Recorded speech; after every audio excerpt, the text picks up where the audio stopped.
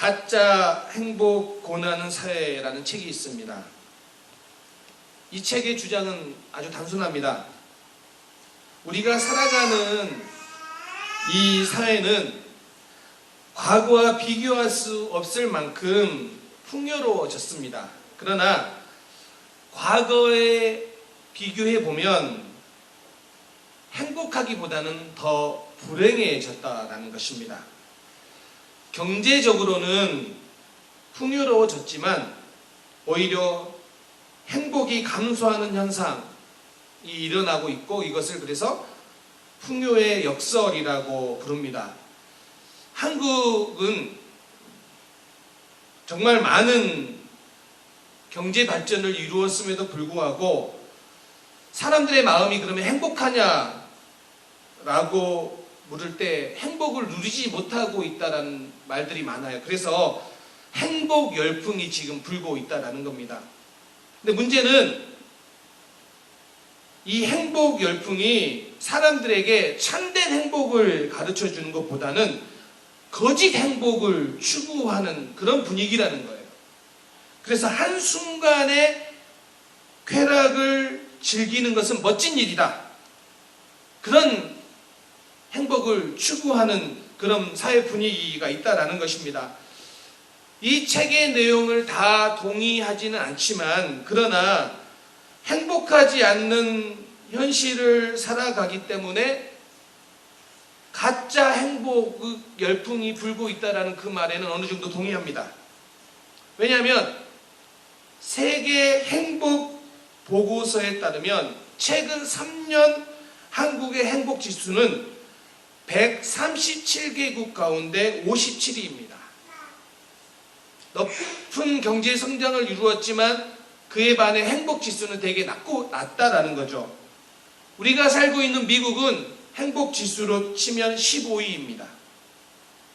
분명 과거에 비해서 훨씬 더 풍요로운 사회에 살고 있는 것 같지만 행복이라는 단어와는 거리가 먼 것, 그것이 오늘 현대인을 살아가는 오늘 한국 사람들의, 또 우리 미국에 살고 있는 우리들의 모습이 아닌가 생각해 봅니다. 자, 그렇다면 여러분, 어떻게 사는 것이 행복하게 살아가는 것일까요? 오늘 시편 1편 1절은 복이 있는 사람이라고 표현을 합니다. 그런데 더 정확한 한국말 번역이라고 한다면 행복한 사람이 더 맞는 이야기예요. 조금 이따 설명하겠습니다. 왜 그런지는. 자, 시편 9조를 보면 이렇습니다. 성경학자 클라우스 베스터만이 이런 말을 합니다. 하나님의 도움을 구하는 기도시는 시편 150편 중에 거의 앞부분에 포진되어 있고, 찬송시는 거의 대부분 후반부에 나온다고 이야기를 합니다. 그리고 월터 브루그만도 시편은 순종에서 찬양으로 가는 것이다, 이 구조가. 그래서 신앙생활을 이렇게 표현할 수 있습니다. 우리의 신앙생활은 고난과 소망 속에서, 그리고 애가와 찬송 속에서, 그리고 솔직함과 감사함 속에 하나님의 선하심을 노력하고 또 그것을 바라보는, 이해하려고 하는 노력이다.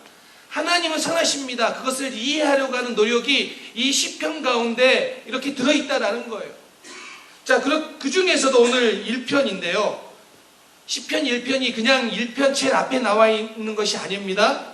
시편 1편은 시편 150편 전체의 서론과도 같은 핵심적인 내용이 들어있어요. 그래서 시편 150편 중에 1편은 서론, 시편 전체의 서론이라고 말해도 과언이 아닙니다. 그런 의미에서 오늘 시편 1편은 우리의 삶이 어떤 방향으로 가야 되는지를 잘 보여주고 있습니다. 저는 오늘 이 시편 1편을 통하여 우리가 어떤 방향으로 가야지 어떤 미래가 그려지는지를 보여주는데, 그 말씀을 여러분들이 붙잡고 정말 여러분들이 복이 있는 사람, 행복한 삶을 살아가기를 소망합니다. 자, 시편 1편 보세요. 복이 있는 사람은로 시작합니다. 근데 이 복이 있는이 히브리어로 아슈레입니다. 이것은 정확한 번역은 행복하여라 라는 뜻이에요. 그래서 이 아쉬레는 행복한 상태를 의미해요. 반면에 여러분 복되다, blessing이라고 하는 히브리어는 바라크예요. 그러니까 여기에서는 바라크란 말을 쓰지 않고 있어요. 이 바라크는 일방적으로 주어지는 복, blessing이라고 표현할 수 있는 반면에 오늘 시편 1편에 나와 있는 이 복은 happiness, 아쉬레예요. 행복이라고 표현할 수 있습니다. 그럼 이게 뭐가 다르냐? 바라크는 하나님으로부터 일방적으로 주어지는 복이라고 한다면 오늘 아쉬레는 내가 어떤 특정한 삶의 방식으로 살아가다가 주어지는 보상처럼 주어지는 행복, 그게 아쉬레예요. 그러면 여러분 오늘 우리가 하나님이 세워놓은 법칙대로 살아가다 보면 그 법칙을 따라 살아가면 우리에게 주어지는 보상이 있는데 그 보상이 뭐냐? 바로 아쉬레, 오늘 복 있는 사람이라고 표현할 수 있습니다. 또 오늘 본문 구절을 좀 더 집중해서 보면 복 있는 사람은 단수예요. 반면에 이 복 있는 사람과 대조하고 있는 세 단어가 나오는데 악인들, 죄인들, 오만한 자들이에요. 근데 이것은 집단이에요. 복수예요. 집단들이에요. 자, 뭘 이야기하고 있습니까? 인생을 살아가는데 두 갈래 길이 있는데 복이 있는 사람의 길은 단수로 사용하고 있고 그와 대척점에 있는 악인들, 죄인들, 오만한 자들은 복수, 집단으로 사용하고 있어요. 뭘 이야기하냐면 이 땅을 살아가는 사람들 중에 복 있는 길을 걸어가는 사람들은 소수이고 다수의 사람들이 악인들의 길을 쫓아가고 있는 모습을 표현한 거 아닙니까? 그래서 오늘 이 구조를 보면 참 재미있어요. 이 악인들의 길을 걸어가는 사람들을 이렇게 표현해요. 세 가지 동사가 나와요. 자, 따르다, 서다, 앉다. 자, 죄인들의 길을 걸어가는 사람들은 따르다, 서다, 앉다로 정리가 돼요. 어떻게 되냐면 죄는 한 번은 따라해 보는 거예요. 그러다가 나중에는 그게 익숙해지고 마지막에는 그게 생활이나 습관이 되어버린다라는 거예요. 죄가 그렇다는 거예요. 그래서 세 가지 동사 walk, stand, sit. 그래서 따르다, 걷다, walk, 그 다음에 stand, sit으로 이 동사 세 개를 사용했는데 호기심에 따라가는 거예요. 걸어가는 거예요. 한번 따라가 해보는 거예요. 그런데 그거에 즐거워지면 어느새 거기에 서 있는 거예요. 그리고 나중에는 에이 이미 베린 몸 그냥 거기에 그냥 앉아버리는 거예요. 그게 죄의 속성이라는 거예요. 여러분 오늘 여러분들 삶 속에도 동일하게 적용되는 거 아니겠습니까? 유혹은 악한 것들은 호기심에 한번 따라갔는데 따라가다 보니까 어느 순간 그걸 즐기고 있고 그걸 즐기다 보니까 어느 순간 그 자리에 앉아가지고 내 생활 방식이 되어버리고 습관이 되어버린다는 거예요. 그래서 죄는 죄인들의 길은요 멀리 해야 되는 거예요. 가까이에서는 안 되는 거예요. 오늘 복 있는 사람은 바로 이 죄인들의 삶과 대조하고 있다. 그들과 대척점에 있는 모습이다라는 거예요. 그러므로 여러분 복 있는 사람, 행복한 삶을 살기 위해서는 어떻게 해야 됩니까? 악인들이 걸어가는 길을 따라가서는 안 됩니다. 멀리 해야 됩니다. 이게 첫 번째 중요한 요소예요. 그러면 복된 길을 살기 위해서는 그러면 어떻게 살아가야 됩니까? 그걸 멀리 해야 되는데 멀리 하는 반면 우리가 가까이 해야 되는 게 무엇입니까? 우리가 어떤 모습으로 살아가야 됩니까? 오늘 본문에서 우리에게 이렇게 말합니다. 복 있는 사람은 말씀을 묵상하는 삶을 살아간다. 자, 2절. 오직 여호와의 율법을 즐거워하여 그의 율법을 주야로 묵상하는도다. 자, 주야로 묵상한다예요. 먼저 주야. 주야라는 말은 항상이라는 시간적 의미를 말하고 있습니다. 그런데 이건 동시에 환경적 요소도 동일하게 표현합니다. 좋을 때와 또한 어려울 때도 포함되고 있다는 의미예요. 그러면 주야는 어떤 의미냐? 항상 어떤 시간에든 또 어떤 환경에 있든 주야해요. 주야로 뭐해요? 묵상하는 거예요. 말씀을 묵상하는 거예요. 행복한 사람은 하나님의 말씀을 늘 묵상하는 사람입니다 라고 말을 하고 있는 겁니다. 그럼 묵상이라는 뜻이 뭘까요? 이 묵상이라는 히브리어가 하가입니다. 하가. 근데 하가는 크게 세 가지의 뜻으로 표현할 수 있어요. 첫 번째, 이 묵상하다 하가는 어떤 의미냐면 읊조리다라는 의미예요. 뜻을 음미하면서 낮은 소리로 읽는 것이 하가예요. 이사야 38장 14절. 나는 제비같이 핫같이 지저귀며 비둘기같이 슬피 울며 라고 하는데, 여기서 울며가 하가예요. 비둘기같이 하가 지저귀는 것, 그렇게 말씀을 읊조리는 것이 하가입니다. 그러면 묵상한다는 것은 어떤 의미냐면 말씀을 소리내어 읽으면서 그 말씀의 뜻을 생각하는 거예요. 읊조리는 거예요. 오늘 우리는 말씀을 묵상한다 그러면 말씀 한번 읽고 눈 감고 졸리면 자고 이러는 거잖아요. 그게 묵상이 아니라 뭐예요? 소리내서 읊조리는 거예요. 말씀을 읽고 또 읽고.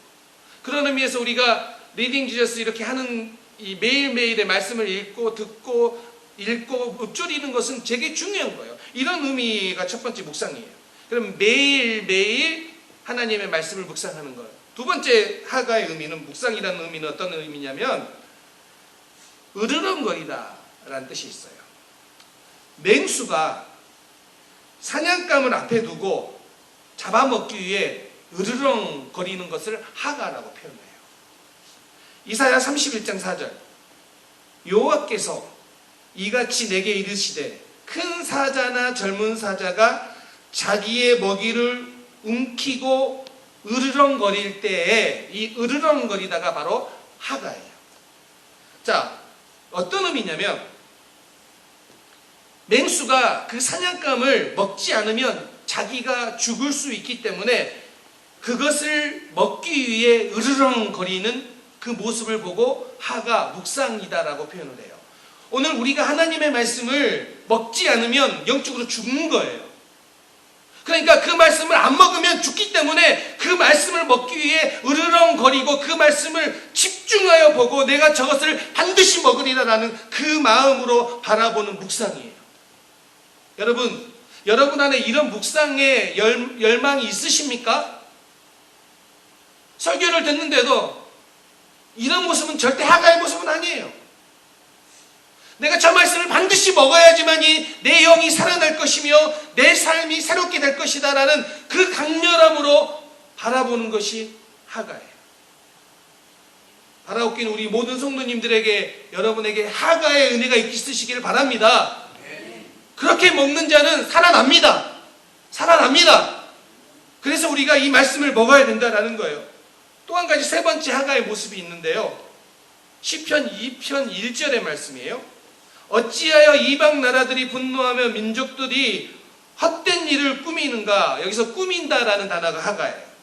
자, 이게 어떤 의미냐면 경영한다, 꾸민다가 하가의 의미가 있어요.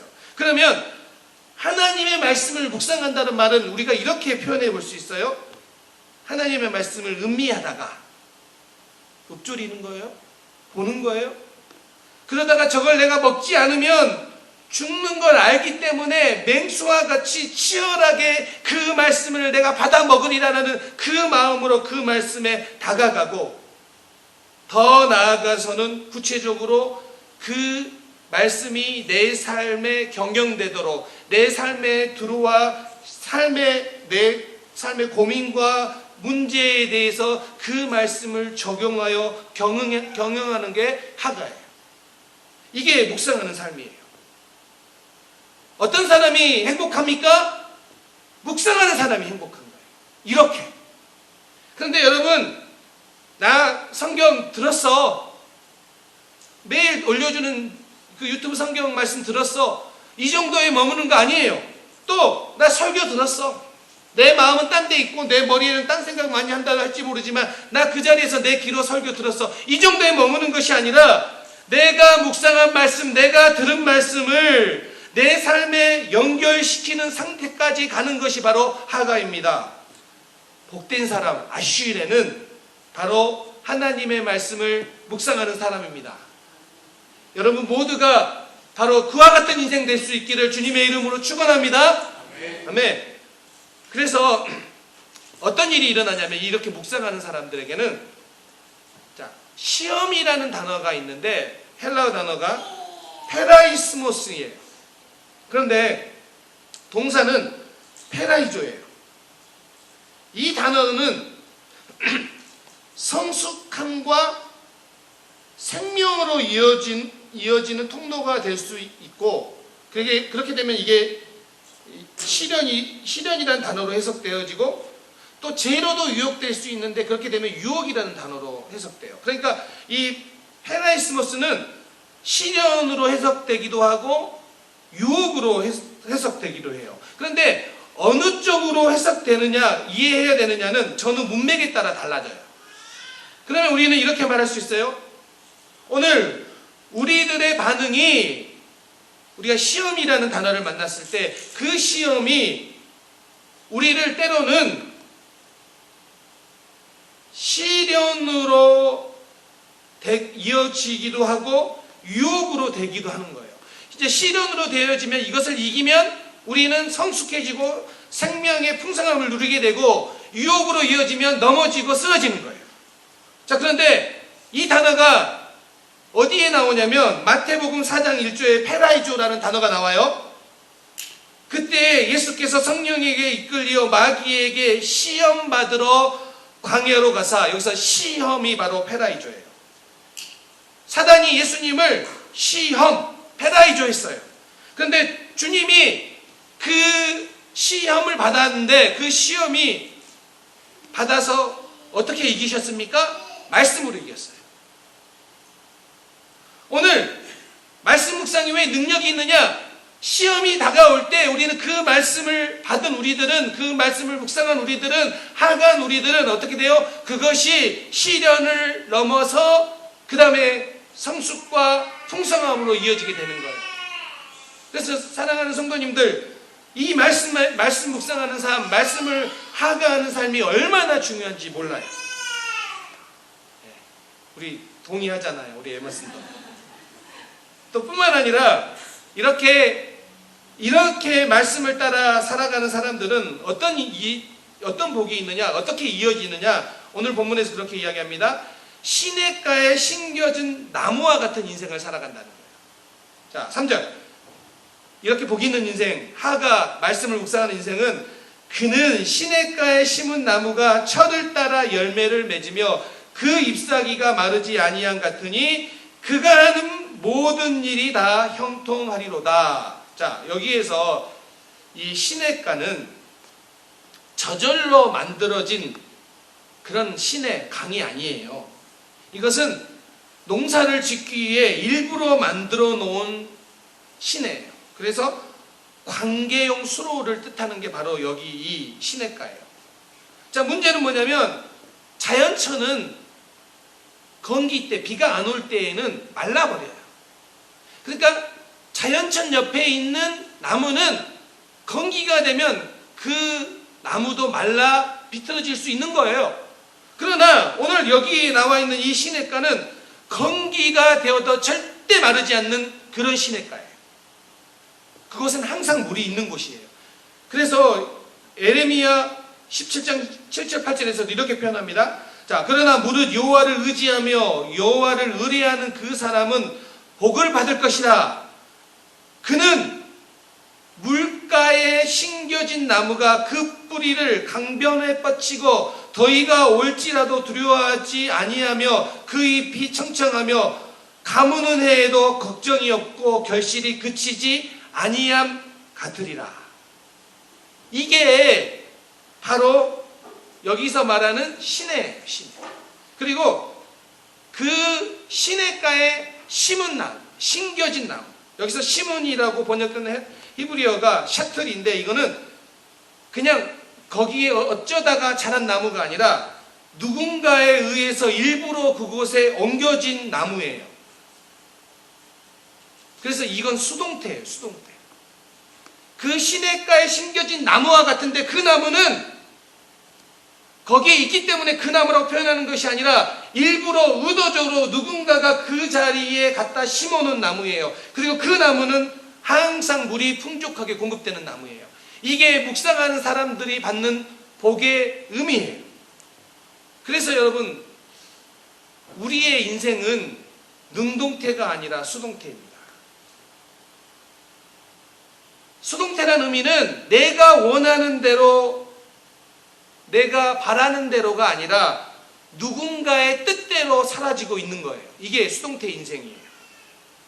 여러분, 내가 계획한 대로 살았으면 여기에 나 지금처럼 안 살았을까 이렇게 말하는 사람 많을 거예요. 내가 내 인생을 돌아보면 저 일만 없었어도, 내가 그 사람만 만나지 않았어도 내가 지금 이러지 않았을 텐데 라고 생각하는 거예요. 이렇게 생각하는 사람들이 많아요. 그런데 인생은요, 내 뜻대로 사는 능동태가 아니라 그분 뜻대로 사는 수동태입니다. 이게 복이에요. 심겨진 나무, 내가 그곳에 뿌리를 내리겠다 해서 내리는 나무가 아니라 심겨진 나무예요. 그래서 여러분, 우리 인생은 깨닫고 보면 수동태가 맞아요. 그리고 깨닫고 보면 그 수동태 인생이 복돼요.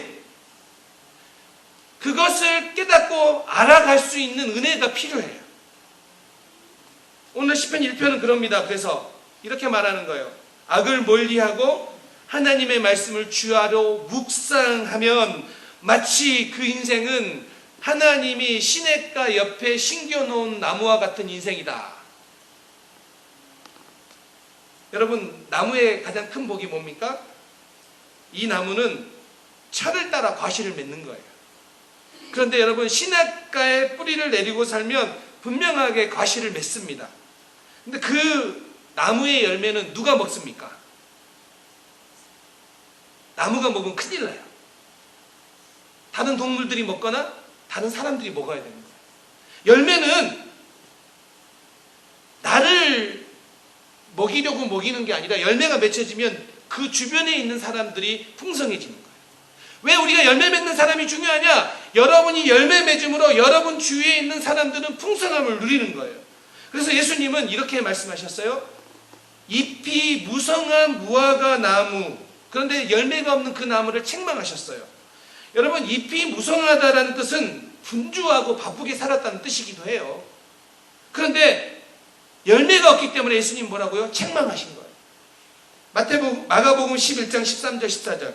멀리서 잎사귀 있는 한 무화과 나무를 보시고 혹 그 나무에 무엇이 있을까 하여 갔더니 가서 보신즉 잎사귀 외에 아무것도 없더라. 이는 무화과의 때가 아님이라. 예수께서 나무에게 말씀하여 이르시되 이제부터 영원토록 사람이 내게서 열매를 따먹지 못하리라 하시니, 여러분의 삶이 혹시 분주하게 나는 살았다? 그런데 열매가 없다면 우리 책망받는 거예요. 그냥 내가 인생을 바쁘게 살았다? 나 그래서 정말 성실하게 산 것 같다? 아니요. 뭐가 있어야 됩니까? 열매가 있어야 됩니다. 아무리 분주하게 살고 아무리 열심히 살아도 열매가 없으면 책망받는 거예요. 근데 시냇가에 심겨진 나무는 열매가 자동으로 맺히게 되어 있습니다. 여러분, 하나님의 말씀을 가까이 하십시오. 그러면 여러분의 삶에 열매 맺힌 삶으로, 풍성한 삶으로 하나님께서 분명하게 이끌어 주실 줄 믿습니다. 한국 기독교 역사를 보면 제너럴 셔먼을 타고 조선시대에 평양으로 이제 배가 들어오려고 한 적이 있습니다. 당시 조선은 외국과의 무역을 금지하고 있었기 때문에 그 배가 들어오지 못하도록 거부를 했습니다. 그런데 그 제너럴 셔먼호 미국 상선이 계속 들어오려고 하고, 또 당시에 평양에서는 그걸 막고, 그러다가 싸움이 일어난 겁니다. 그래서 배도 공격하고 또 배에서도 또 평양에 있는 것을 공격하고 이렇게 하다가 이 제너럴 셔먼호가 배가 불이 붙었습니다. 불이 났어요. 그래서 배에 타고 있던 사람들이 이제 그 배가 자초되어서 뛰어내립니다. 강으로 이제 뛰어내립니다. 그래서 사르려고 이 선원들이 뛰어내렸는데 그 선원들이 뛰어내려서 이제 강에서 육지로 나오는데 그 육지로 나오는 대로 당시의 간원들이 죽였습니다. 창으로 찔러 죽였습니다. 칼로 쳐 죽이고 이런 일들이 일어났습니다. 그때 그 제너럴 셔먼호에 타고 있던 사람들 중에 한 사람이 누구냐면 토마스 선교사입니다. 근데 그 토마스 선교사도 결국은 그 상선에서 나와서 육지에 도착하자마자 죽임을 당합니다. 그때가 1866년 9월 5일 대동강 쑥섬 모래사장에서 창에 찔려 죽임을 당하는데 토마스 선교사의 나이가 그때 26살이었습니다. 근데 이 토마스 선교사가 그 죽기 전에 뭘 했냐면 성경을 여기저기 막 뿌렸습니다. 토마스 선교사뿐만 아니라 그 성경을 뿌렸는데 그 성경을 다 걷어서 많은 성경들은 다 소각을 해버렸습니다. 그런데 그때 토마스 선교사를 죽이려고 하는 그 박충곤이라는 사람이 있었는데 그 박충곤이라는 사람에게도 성경을 한 권 줍니다. 그런데 박충곤은 자기 창에 맞아 죽어가는 그 세양 선교사에게 그 사람이 준 책을 그냥 받지는 않습니다. 그리고 그걸 죽인 다음에 돌아오는 길에 떨어져 있는 성경 한 권을 주워서 갑니다. 그리고 그때 그 광경, 그 선원들을 죽이고 토마스 선교사를 죽이는 그 광경을 밑에서 바라본 한 12살 소년이 있었는데 그 소년의 이름이 누구냐면 최치량입니다. 배를 구경 갔다가 그곳에 그 선교사가 뿌려준 성경을 자기도 주웠는데 그 성경을 주워서 이제 가져갈 수가 없어서 영문주사인 박영식이라는 사람에게 줍니다. 그리고 박영식이라는 사람은 그 성경을 가지고 와서 뭐 하냐면 찢어가지고 벽지로 사용해서 방에 벽지로 사용합니다. 당시에 종이가 귀했던 당시이기 때문에 그 성경의 얇은 종이는 너무 좋았습니다. 그렇게 벽에다 이렇게 다 붙여놨습니다. 시간이 지났습니다. 그 12살 소년 최치량은 사업에 성공해서 평양에 집을 하나 사 여관을 운영합니다. 근데 그 여관이 누구냐면 전 주인이 바로 박영식이라는 사람이었습니다. 그리고 최치량은 그 방에 들어가 봤더니 뭐가 있는 겁니까? 성경으로 도배된 방에서 지내게 된 거예요. 그런데 신비한 일이 일어납니다. 최치량이 어쩔 수 없어서 성경으로 도배된 그 방에서 먹고 자고 살아가는데 아침에도 성경이 보이고 밥을 먹을 때에도 성경이 보이고 잠을 잘 때도 성경이 보이는 겁니다. 거의 미칠 지경이에요. 눈만 뜨면 성경 말씀이 보이고 성경 말씀이 들어오는 거예요. 그래서 성경 말씀을 계속 보게 된 거죠. 그로 인해 최치량이라는 이 사람은 나중에 후에 예수를 영접하게 됩니다. 그리고 그 집은 덕지덕지 성경으로 도배했던 그 집은 평양 최초의 교회인 널다리골 교회가 됩니다. 그리고 이 교회는 성장하여 나중에 그 유명한 장대현 교회가 되어 1907년 평양 대부흥운동의 발원지가 됩니다. 여러분, 그 말씀이 아침에도 보이고 계속해서 보이고 그 말씀을 읽었더니 어떤 일이 일어났어요? 예수를 구주로 영접하는 일이 일어났어요. 이게 말씀 묵상의 능력 아닙니까? 뿐만 아니라 토마스 목사가 준 성경 거부했던 그 박충곤이라는 사람도 그 성경 한 권 가져갔잖아요. 그 성경을 한 권 가져가서 집에서 그 성경을 정독합니다. 그리고 후에 그는 정말 신실한 기독교인이 되어 안주교회 영수, 오늘날로 말하면 안수집사 혹은 장로라고 부를 수 있는데 영수가 됩니다. 이것이 말씀을 가까이 살아간 삶의 모습이고 열매 맺는 삶의 모습이에요. 사랑하는 성도님들, 말씀을 묵상하십시오. 가까이 하십시오. 어떤 일이 일어납니까? 여러분 삶 가운데 열매 맺는 삶에 반드시 나타나게 될 줄 믿습니다. 그게 복된 인생이라는 거예요. 그게 행복한 인생이라는 거예요. 오늘 우리가 어떻게 살아야 행복하게 살아갈 수 있습니까? 악을 멀리하고 말씀을 가까이 하면 자연스럽게 하나님께서 우리를 행복한 삶으로 인도해 주십니다. 오늘 시편 말씀은 오늘 우리에게 그 말씀을 전하고 있는 거예요. 이제 말씀을 마무리하러 갑니다. 시편 1편 마지막 말씀은 이렇게 마무리가 됩니다. 6절. 무릇 의인들의 길은 여호와께서 인정하시나 악인들의 길은 망하리로다. 자, 의인들의 길을 하나님이 인정하시는데, 이 인정하다는 히브리어가 야다인데 보호하다예요. 하나님이 의인들의 길을 걸어가는 성도들을 삶을 보호하십니다. 그런데 자 보세요. 마지막 절이 이렇게 돼요. 이 문장에서 의인들의 길은 목적어예요. 반면에 악인들의 길은 주어예요. 무엇입니까? 악인들은 자기 자신들이 주어예요. 그래서 스스로 길을 가는데 어디로 갑니까? 결국에는 심판을 향해 전진해 가는 거예요. 오늘 시편 1편은 악인과 의인을 대조하는데 이렇게 우리에게 말하는 거예요. 소수의 사람들이 선택하는 시냇가에 심겨진 나무, 그 나무는 견고한 나무예요. 반면에 다수와 함께 바람에 나는 겨와 같은 인생, 이 두 인생을 이야기해요. 흔들리는 겨와 같은 나무이냐, 견고한 시냇가에 심은 나무이냐. 여러분에게 이제 질문합니다. 여러분들은 어떤 나무와 같은 인생을 살기 원하십니까? 사랑하는 성도님들, 우리에게 주어진 이 인생을 악을 멀리하고 하나님의 말씀을 깊이 묵상하며 살아갈 때 여러분 가운데 이 시냇가에 심겨진 나무와 같은 행복한 인생이 펼쳐지시기를 우리 주님의 이름으로 축원합니다. 아멘. 기도하겠습니다.